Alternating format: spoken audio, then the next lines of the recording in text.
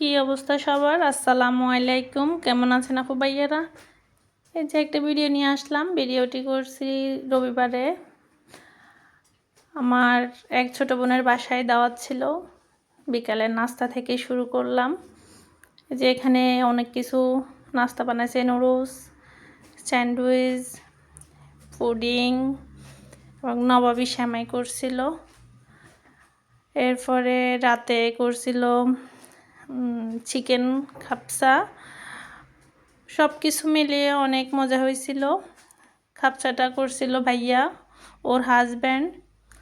ভাইয়ার রান্না অনেক মজা, খাবারগুলো খুব মজা হয়েছিল।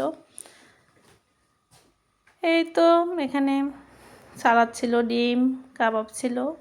এখানে বাচ্চারা খাচ্ছিল, একটু ভিডিও করলাম। ভালো থাকবেন সবাই, আল্লাহ হাফেজ।